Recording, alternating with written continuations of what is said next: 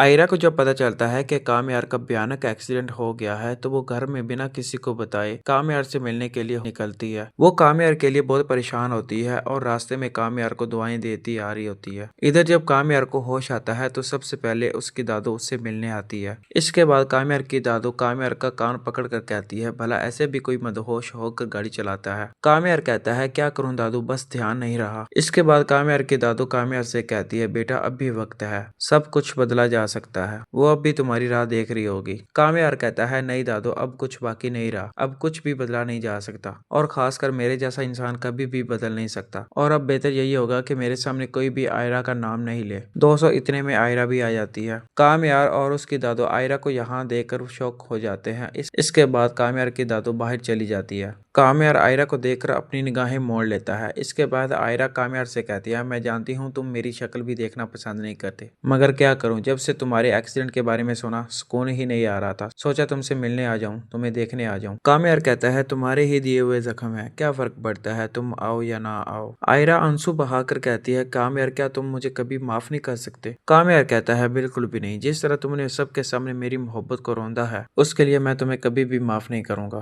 अब तुम प्लीज यहाँ से जा सकती हो। आयरा कहती है, ठीक है कामयार, मैं भी तुमसे मिलने आती रहूंगी जब तुम मुझे माफ नहीं कर देते। आयरा ये कहकर वहां से चली जाती है। इधर जब वो घर पहुंचती है तो सामने उसका बाबा इरफान खड़ा होता है। आयरा की आंखों में आंसू होते हैं। आयरा का बाप फौरी समझ आता है कि कामयार ने कुछ कहा है, इसलिए वो आयरा से बिना सवाल किए उससे कहता है, बेटा उस रास्ते क्यों चल पड़ी हो जहाँ तुम्हारी मंजिल ही नहीं है। मैंने भी उससे बात करने की कोशिश की थी, तुमने ठीक कहा था, वो पहले से भी ज्यादा बुरा बन चुका है। आयरा कहती है, बाबा ऐसी बात नहीं है, वो एक्चुअली कामयार का एक्सीडेंट हो गया था तो इसलिए उससे मिलने के लिए चली गई, अदरवाइज मैं ठीक हूँ, आप फिक्र नहीं कर। ये कहकर आयरा अपने कमरे में चली जाती है। जब आधी रात का वक्त होता है तो आयरा जाग रही होती है और इस बात पर मलाल कर रही होती है कि काश वो एक बार कामयार की बात सुन लेती। अगले दिन आयरा अपनी दोस्त के साथ हॉस्पिटल जाती है। आयरा की दोस्त आयरा से कहती है, तुमने कामयार से बात करने की कोशिश की। आयरा उसे मायूस होकर बताती है, हाँ मैंने बात करने की कोशिश की, बट उसने मेरी तरफ देखना भी गवारा नहीं समझा। अब मैं ऐसी कंडीशन में हूँ, ना तो मैं जी सकती हूँ और ना ही मैं मर सकती हूँ। आयरा की दोस्त आयरा को तसल्ली देती है और उससे कहती है, तसल्ली रखो,